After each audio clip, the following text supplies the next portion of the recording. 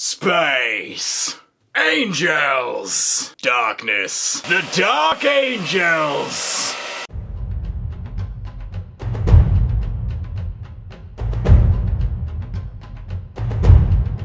Greetings, Chromatic Warriors! We are gathered here once again today with our sons and daughters to lay our eyes upon the feasting display that is the Dark Angel Space Marine painting process. Wrap your mind around that. The Sons of Caliban are here, and I'd like to create a very simple and straightforward, in my mind it is, approach to creating a Dark Angel Space Marine. I've chosen a Sternguard veteran because he gives a few additional details that may not exist on the basic troops, but they're certainly useful to know if you are creating a legion of dudes. So, let's get into it. For the Emperor. Step 1. I have some Angel Green loaded up into the airbrush. Let's just prep this little swatch over here. But it's just pure Angel Green poured in. I'll just give it a nice overspray over a matte black. It's nice and gentle. You don't want to lay too much on at one time. Just give it a very delicate overspray. There we go. You can see it's layering up nicely. I don't want to lay it on too heavily. I'll let this portion dry for a minute. Switch them around to the back, but it's much the same as the front. I just want to share this because it's important, the angle that I'm spraying down from. See, I'm utilizing the transparency and that black undercoat by just gently layering my colors up. I'm already producing a gradient. Much more efficient way to work. Okay, Green Marine, looking fine. Check out those shadows. You see, by maintaining the proper angle, you can utilize the three-dimensional qualities of the sculpt, and that airbrush goes over it oh so nicely, laying down that zenithal highlight. So let's add just one more step to that. I have Savage Green loaded up in my airbrush. I'm going to be adding a very small amount. You see how I'm just lifting it up very gently in the sense that the coat I'm laying down is transparent, and you're at the risk of overdoing it. You know, the airbrush is very fun and efficient. It's a very fast tool, so I think the tendency to use it like a flamethrower and just blast the entire model, that tendency is very high. But you see, if I kind of limit the amount of this highlight, I get so much more dimension out of the model. You know, so much more of that gradual lift as the eye moves up the model. It becomes a little bit brighter. Let's go in, and there are some specific areas I'd like to pull out because they will just look much nicer. Let's hit the kind of upper part of the chest. It's just protruding a little bit. I'm adding some dimension. Get the top of the knees, and very small, transparent amount. I think it'll be very obvious on the back, and we're going to hit the backs of the legs. Just a little bit, let it dry and settle. Give the similar dusting to the back, just over the jetpack, backpack. Oh.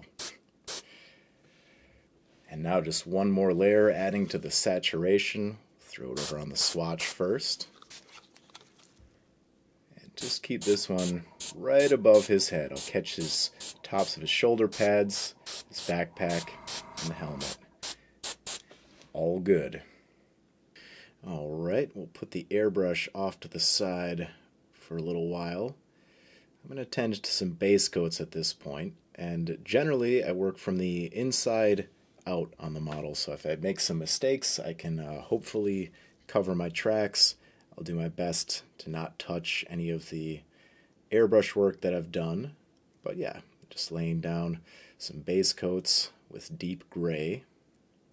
Okay, and with the grays complete, I'm going to come in with some gunmetal. Just continuing along with my base coats, I want to separate out all of the silver pieces, any mechanical parts of weaponry. There are certain connections of hoses plugging into the side of the face, etc. You'll see what has been done in the next stage, but simply put, just base coating the necessary areas with some gunmetal. And the final metallic base coat. You can see some of the other areas. I've pulled death metal into the picture. It's giving me a nice kind of brassy gold. It's a nice brown shine. That's what I'm after. Yeah, just more base coating, blocking the model in. I enjoy looking at it this way. It helps, brings it to life as you slowly render things. Just a better view of the model. Coats away. Let's keep that rolling. I'm laying down Dragon Red. As you can see, the casing of the weapon and the purity seal, the eyes have all been given a touch of the dragon. It's a nice luscious red. Rolling that out. And there are some other features, some small decorations here and there, but mainly the chest eagle. This will be receiving a base coat of gray castle. Chopping right along, I'll be covering all the leathers with some Brigadine brown, thrown over the ammo packs and holsters, the shoulder strap for the combi weapon. A little touch of brown goes well with these Dark Angels. And I'll also be covering the parchments and his cloak with some leather brown. Give me a nice kind of medium tan color. Very nice. Okay, one more base coat. A little bit of Dryad brown. Just covering all of the dirt with a nice thick, hefty layer. Okay, with some base coats quickly applied, let's go in for some even quicker highlights. So that'll be the next round. I'm going to go in and hit all of the gray areas with Castle Gray. Just giving all the piping a lift up. And the little prayer box and any gun handles. All those dark gray areas are getting a touch. And there it is. You can see just a real sharp lift from that gray castle. Now I'm going in with Dryad brown, and I'll attend to all the brown leathers. I'd like to bring a little bit of that cracked leather texture into play, as well as just hitting every edge. I'll sweep that up a little bit. It's accidental, but it'll be okay. So along the the creased corner here, I'll kind of pull some cracked leather lines. I'll pull some slightly thinner ones across the broader area, but where the leather bends, it's going to produce more cracks. So that's where I'll be focusing all of my breakage. And I'll come in here with one of my favoritely named colors, Brainmatter Beige. Just pulling out, it's going to highlight every individual feather, but I'd like to show you that this kind of middle row of feathers, I'll give all of this an even highlight with the Brainmatter Beige. And then on this outer rim of feathers, I'll be highlighting like so. I kind of pull it towards the middle, but leave some darkness because I want the feathers to appear like they're dipping back behind that front row. So it's touching very lightly. Let me just share over on this swatch. We haven't used it in a while, but it's looking kind of like this. See how I lay down, very lightly, and then I press a little bit, create a slightly wider line, on a very microscopic scale. It's something like so. You can press and lift, or you can go in and just, very gently come down into your press like so. A little bit of brush technique. Moving right along, let's take out some Blood Chalice. I'll be using that to edge highlight all of those dragon red areas. It's real simple, just grabbing the edges. We'll talk about that on the armor in a moment. I want to get into a little more detail, but that space is more open and will allow a better demonstration. Of course, this is an important step, so I just want you to know that all the reds are being highlighted with Blood Chalice. Okay, let's talk about this robe. Getting back to that, remember the base coat was leather brown. I'll be coming in with some Paratrooper tan, but I want to show you something on the swatch first. See the size of my brush, the amount of paint on the brush. If I start sweeping, I gradually lead away. That little bit of moisture in my brush will mix with the paint. Don't overwork it. Practice that on a flat piece of plastic card until you're comfortable with it. But applied to the actual model, it's going to come out something like this. Like at first, I'm going to go pretty broad. Just pulling out the kind of major shapes. You don't want to get sucked into an intensely detailed area straight away, or maybe what I mean to say is a very sharp highlight. You want to work broadly at first.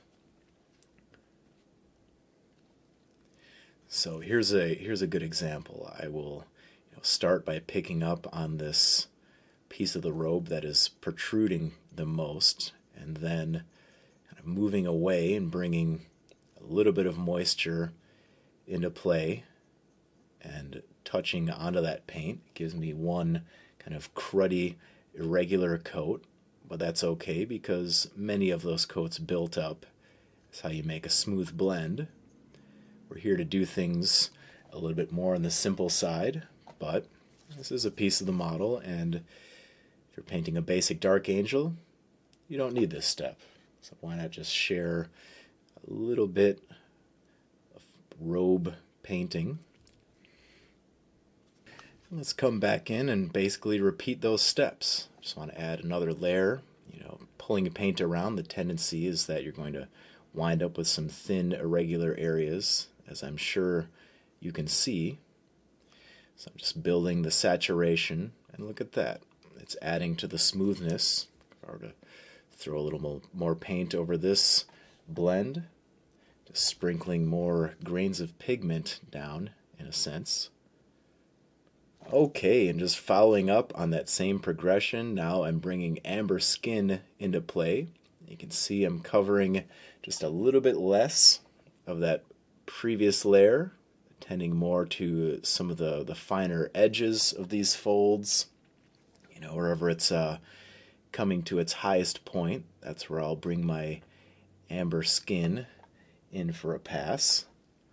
And yes, I'm definitely putting the most into this cloak progression. For whatever reason, they're very important to me, and I'm just gonna chase that feeling. So a little bit of amber skin, bringing things up. Loud truck in the background. That's cool. So you start to run out of paint. You get down to this like trace amount. You can blend with that. If we have a look at the swatch, you see that barely there. I've just made it wet, so I know that the paint is present amount of paint. Yeah, once you start running out of paint on your brush, just notice you can get a lot more mileage out of it than you would think, and it is often brought down to a very nice dilution for creating smooth layers. So allow me to smoothly layer up this battle gown, and we will see the next stage. Now, real quick, as I'm bringing my highlights into play, let's throw down some amber skin. Already have it out from working on the cloak, but I'll just dry brush that over my Dryad brown dirt. Alright, next couple quick steps. Let's pull some lava orange onto the eyes. I would just like them to appear as if they're illuminated. It's a little quicker and easier than trying to paint a gem inside of the eye socket. So we'll just pick that up real bright and bold. Alright, and before I'm committing to the wash stage, let's go add just one more touch to these leathers. I'll be using Castle Gray. You can see I'm not picking up on every single crack, but just adding a little bit more of a lift around these edge areas. Perfecto. Alright, one more little bump up. All those areas that have been base coated with death metal, I'll be taking some greedy gold. Everything's fun to say at this point. Just adding a little bit of an edge highlight.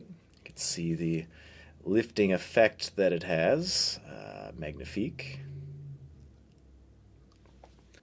Hey there, Sam Lenz here for a little squiggle touch. We've got these parchment papers. Let me just show you on the swatch, and it'll help me to dial myself in. So, kind of working a little bit larger. I want to lift and drop and create a squiggling Imperial Gothic line. So I'll try my best to lay that down upon the pure parchment. Ooh, it ain't easy, but press very lightly. That will result in a very thin line. Just crossing the sandy surface with my tip. Hey, you know what? I like that. Alright, time for the fun part. Even though every stage is fun, I particularly enjoy bringing some washes or speed paints into the mix. So, all these deep gray crevices, I'll be laying down some pure grim black. It's a very deep black speed paint, but it carries a small hint of blue along with it. This color will also look very nice on top of these gunmetal areas. Getting all the little machinery parts rendered up, shaded down. And also, in the case of those ruddy leathers, I know it looks kind of funny right now, but a nice hefty coat of speed paint laid over those tones will bring everything down, bond everything together. You see why I went so bright with that gray castle. Now it's just barely peeking through that brown smotherment, but oh boy, I like the way it looks. Okay, smoking right along. I've got some Slaughter Red, and I've diluted it down. It's a 50-50 speed paint medium mixed with Slaughter Red. And yes, the canny viewer will notice that I also threw a coat of dark wood down on the base. Forgot to do that while I was focusing on all the other brown and brass areas, but everything's all zipped up tight now. Just bringing some Slaughter Red into play. And even a little touch of the Slaughter Red over the eye. That'll smooth things out nicely. Now I'm taking some Bony matter. It's been given the same treatment as the Slaughter Red, just mixed down 50-50 with the speed paint medium. I'm doing that because I just want a softer take. I like how the speed paints behave when using them like a wash or for their intended use. But, you know, on a lighter, smoother surface like this, I don't need as much of a dense wash as I need just a thin sheet of tint to kind of unfold and press into the crevices, just trying to guide it along. It can do more of its thing on the parchments, as you can see. It's falling into a lot of those textures. And now for a touch of Gravelord Gray. All of these kind of gray-ish bone areas, the little skulls and the Imperial Eagle here. See the little symbol on the gun didn't make it so well past the speed painting process, so I'll have to touch that up, but no worries. Just a few seconds of time. Okay, he has been washed, so now I'll go in to reapply a few of these highlights, pulling some Brainmatter Beige back on top of the wings. Yes, just like so, just kind of repeating that same highlighting pattern that I had laid down before. Looks like a little bit was lost, but only a little bit. It's all about the subtleties. But yeah, I'm also trying to create a speedy result.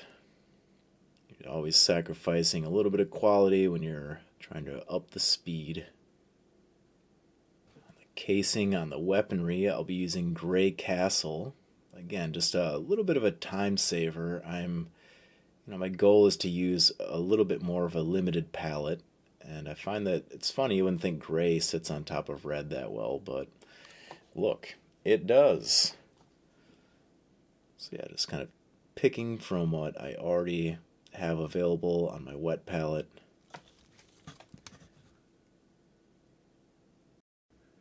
Okay, so much edging. Let's talk about it in a greater detail. So, refer to the swatch. See how I'm overhanging the edge? Much like a violin bow, and applying a light amount of pressure, that edge is raising up and it's going to be grabbing paint off of my brush. So, look, I can come in there and, pretty quickly if I come in at the correct angle, edge highlight away as long as it's a very exposed edge. That is an easy situation. So on the model, pick our battles, but a little tilt shield. And, if I angle my brush right, I can catch a little bit of that rivet. Just be bringing some edge highlighting into play with the color Greenskin. Try to avoid blending as much as I can.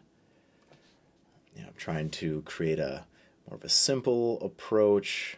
Talked about blending a little bit on the cloak, but I don't want to carve something out that's too difficult and time consuming. This is something that I'm hoping that you can watch and repeat over multiple models, create an entire army, and then your sons go out and conquer the universe. But yeah, just think of it a lot like a violin bow, and also pressure is key. The more pressure you apply, the wider of a mark you will make. So you can see me kind of missing the surface. Even a tricky angle like that, as long as I'm pressing lightly, kind of calibrating and then gently moving towards the surface. Yes, just like so. Now, there are going to be some areas where you're going to have to pencil it in. This area right under the knee, this is a tricky spot. You don't have to do this, but let's refer to the swatch. If I just very gently ride along, cannot stress gently enough. And now, holding my breath between brush strokes. Ooh, very lightly. Bring that down into place. Success. I'll take this easy ridge of the knee. Yeah, and also, ideally you're going in with much less diluted paint. Getting one shot, one kill, getting a very saturated line, but here and there as you run out of paint, you may have to go back, reapply that edge highlight to get a nice bright edge. It's important that you have sharp edges showing through, especially on a model like this. It's very dependent on those sharpened edges. So I have a lot of edging to do. We'll carry on and jump back. All right, the green edging was a lengthy process, but that's okay. I enjoyed the ride. Next up, I'm just going to be adding a small touch of silver to all of the gunmetal parts and all of the brass rendered parts. Bit of a combination there, but yeah, you can see even on those areas, a little touch of silver goes a long way. It's helping to bump things up. I'll also be taking out the ever-popular Brainmatter Beige and adding just a slight kick, more of that popular edge highlighting, just pulling out the parchments just ever so slightly, just a very light touch. Bring that in on the robe as well. This robe has really received a lot of attention, but it's a dominating feature amongst the Dark Angels. Okay, I'll get this silver, I'll get this Brainmatter Beige all worked up. I'll come back for the final step. Okay, final step. I have a little Molten Orange loaded up in the airbrush, and yeah, over this very understated base, it's that dry brush progression, I'd like to add just a little bit of an orange dusting. This is such an easy and achievable step, provided you're okay with an airbrush. But yeah, a little dust on the boots, little filtering over that sketchy, dry brushed workup. Yeah, not bad at all. Wait a minute, I can resist everything but temptation. I've walked so far, 99 miles of bad road, only one more mile to go. Done so much establishing work, I can't resist just coming in for one more edge highlight, raising things up just a little bit further. Some Emerald Forest will get that done for me, and you can see the effect it's having. Just a very sharp jump up on your upward facing angles. It really sets things off. Kind of the same concept as the guns, pulling out the corners just to add some sharpness and that heavy metal look. Just one more step up, a pinch more time, and it will take things just so much further. The Emperor protects, but automatic weaponry helps, helping to deliver the Emperor's prayers and message at lightning speeds across the stars to the furthest reaches of the galaxy. You cannot escape.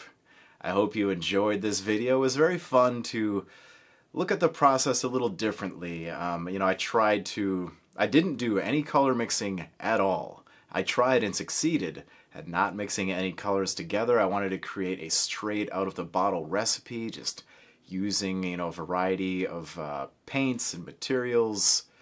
It all came together very nicely, and I usually don't aim this high when I'm making a recipe. I think this lands somewhere more close to the heavy metal style of Marines, just concentrating on your bases, washes, and edge highlights.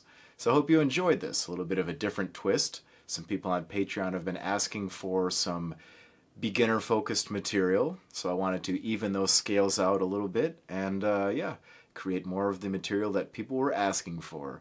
There will always be a mix of things to choose from, but thank you for the feedback. It influences me. I'm always happy to hear from you in the comments section down below. And, that's it. All right.